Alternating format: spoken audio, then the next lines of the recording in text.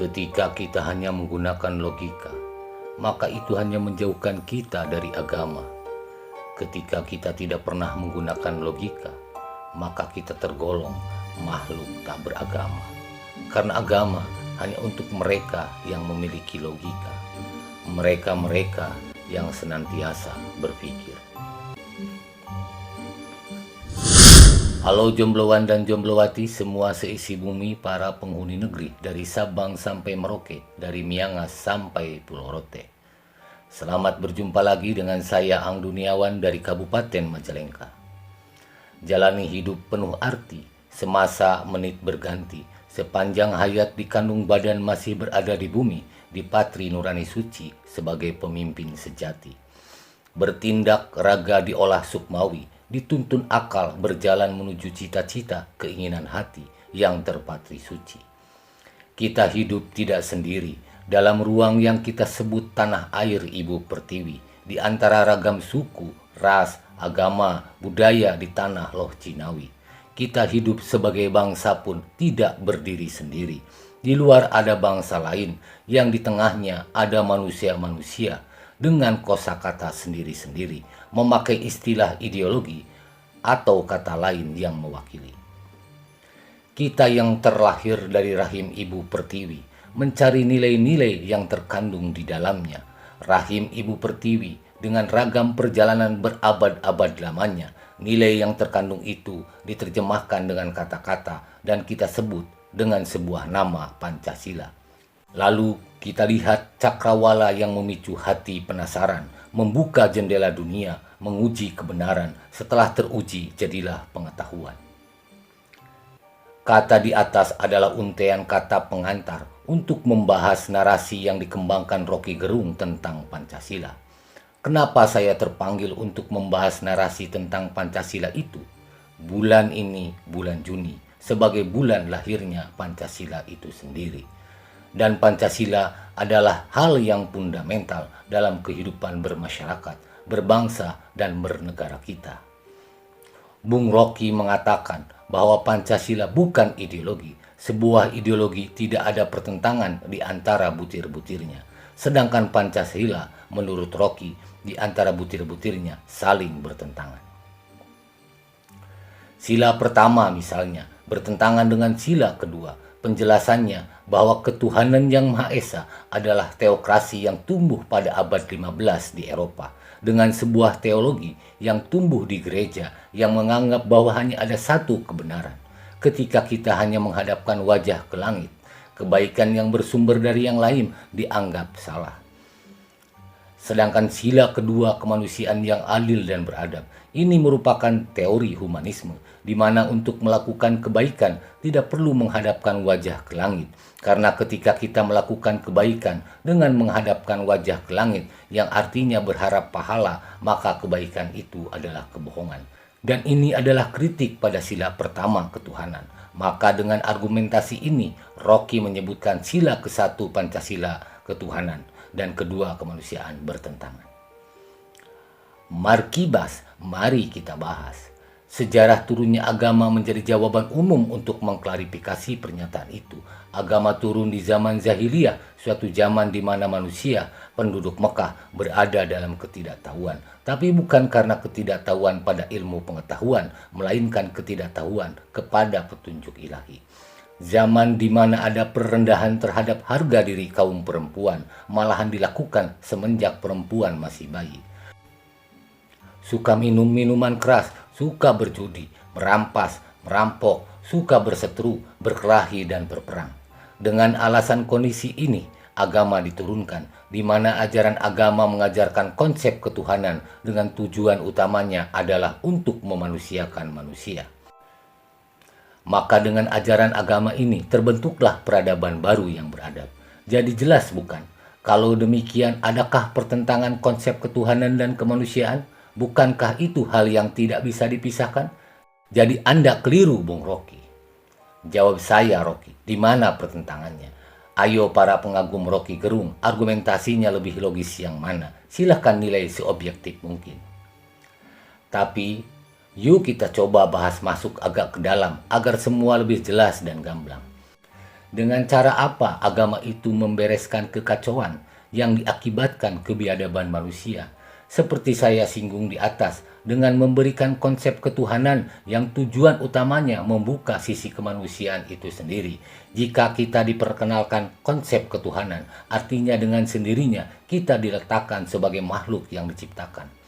Jika belum menyadari sebagai makhluk yang diciptakan, maka kita belum memahami secara utuh definisi manusia itu sendiri. Agama adalah ajaran yang logis, akan tetapi akalmu belum tentu menerima sesuatu ajaran agama sebagai sesuatu yang logis jika hatimu belum bisa menerimanya. Karena agama bukan terletak dalam alam pikiran. Paham kan Bung Rocky? Maaf, beribu-ribu maaf Bung Rocky, saya tidak berniat menyudutkanmu. Jika saja itu adalah pandangan privasimu, maka saya tidak berhak untuk menghakimi. Tapi ketika paham itu dikemukakan ke publik, maka saya jadi merasa bersalah jika tidak melakukan sanggahan atas narasi Bung Rocky soal itu. Apakah yang saya kemukakan itu dogma? Yang sifatnya tidak boleh dibantah oleh pendapat manusia karena itu adalah kebenaran yang bersumber dari Tuhan Yang Maha Esa. Itu adalah logika berpikir juga, Rocky.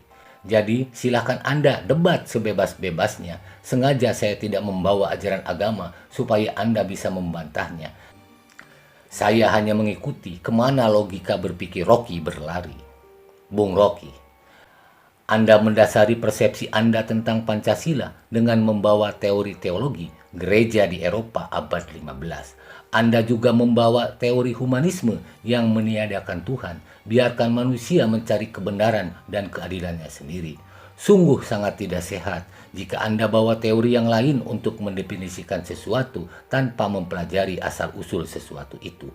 Anda mendefinisikan Fortuner dengan definisi yang dikeluarkan pabrikan Honda, padahal itu mobil dibuat pabrik mobil Toyota. Begitu analoginya. Faktanya, Anda mendefinisikan sila Pancasila tanpa mempelajari histori dari Pancasila itu. Konkretnya, Anda bawa teori gereja tanpa Anda menelusuri dari mana konsep ketuhanan itu berasal. Konsep ketuhanan itu keluar dari pemikiran seorang muslim yang namanya Bung Karno dan disetujui oleh BPUPKI dengan standing applause di mana para anggotanya mayoritas beragama Islam. Untuk itu semua lebih relevan jika kita bahas dengan melihat ketuhanan sesuai dengan teologi Islam, sesuai historinya.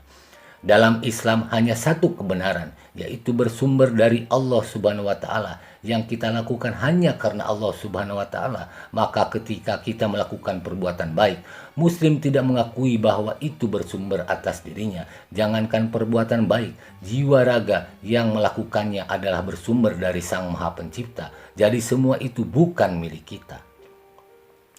Dengan demikian, seorang muslim yang paham agama bukan dari segi bahasanya saja, tapi sudah mengenal substansi atau saripati dari agama, tidak akan ada saling klaim kebenaran, di mana sesungguhnya itu adalah awal mula perdebatan yang berujung permusuhan yang bisa mengakibatkan saling tusuk dan saling bunuh. Artinya, jika kebenaran diklaim oleh manusia, itu kesalahan. Bukan meniadakan eksistensi manusia untuk melakukan kebenaran, tapi ini soal esensi dari kebenaran itu berasal. Tidakkah kita mengakui dengan jujur jika kita hati sadar bahwa kita diciptakan? Maka klaim kebenaran itu adalah bentuk kesombongan untuk meniadakan zat Tuhan Yang Maha Esa. Bagaimana dengan teori humanismenya yang menurut Rocky adalah kritik terhadap sila pertama ketuhanan? Menurut Rocky, berbuat baik menurut humanisme tidak perlu menghadapkan wajah ke langit, yang arti jelasnya tidak perlu menghadapkan pahala. Apakah itu benar demikian? Tuhan Maha memahami, Maha mengetahui makhluknya, maka jika kita hanya memahami kulit terluar saja dari ajaran agama, selamanya kita tidak akan pernah memahami isi atau biji dari agama itu sendiri. Maka akan saling berdebat soal itu, yang kadang menimbulkan fanatik berlebihan. Pahala dalam ajaran agama bukan pemberian, tapi itu adalah buah dari sebuah pekerjaan atau konsekuensi dari sebuah perbuatan. Jika kita berbuat baik berharap balasan, itu keliru. Berharap pahala memang benar, itu adalah persepsi yang salah. Seperti apa kata Rocky menurut teori humanisme. Itu adalah literasi yang tinggi, tapi tidak mumpuni dalam persepsi saya. Berharap balasan memang betul salah, tapi jika itu diartikulasikan sebagai paham yang menentang sila ketuhanan, itu juga adalah hal yang sangat keliru. Berharap balasan atas sebuah perbuatan baik, sedangkan jiwa raga kita sendiri bukan milik kita, maka apa hak kita memohon balasan atas sesuatu yang bukan milik kita? Tapi menjadi lebih fatal jika kita mengakui perbuatan itu sehingga kita meniadakan Tuhan yang Maha Esa. Berbuat baik bukan karena berharap balasan, tapi ini timbul dari sebuah keyakinan terhadap Sang Maha Pencipta yang maha benar dan maha baik. Dan kita berserah diri, taat dan patuh atas petunjuknya. Dan petunjuknya itu datang dari Yang Maha Pengasih dan Maha Penyayang. Pertanyaannya, di mana pengasih dan penyayang itu bersemayam? Tentunya dalam jiwa manusia yang utuh, dalam hati kita yang lembut, maka jiwa yang seperti itu yang akan mampu menggerakkan cipta dan karsa manusia menjadi manusia manfaat. Memerdekakan akal, mengimplementasikan nilai kebenaran untuk mengabdi pada Tuhan yang Maha Esa sebagai sumber kebenaran itu. Dan siapa manusia abdi Tuhan itu? Dia adalah manusia manfaat. Dan itu pernah ditulis dalam puisi Bung Karno, jadilah manusia yang pantas menyambut matahari. Sekali lagi, di mana kritik sila kedua terhadap sila pertama itu? Pikiran dan akal kita hanyalah sebutir debu kecil yang menempati ruang yang sangat luas sejauh mata kita memandang. Maka janganlah merasa akal kita bisa menjangkau semuanya atau merasa bahwa Tuhan itu dengan ketentuan dan petunjuknya tidak memberikan ruang kebebasan untuk berbuat apapun. Jangan pernah takut salah, karena dengan salah itu kita akan tahu yang benar, dan dengan benar kita akan tahu yang salah. Lalu merasa paling benar itu adalah hal yang salah.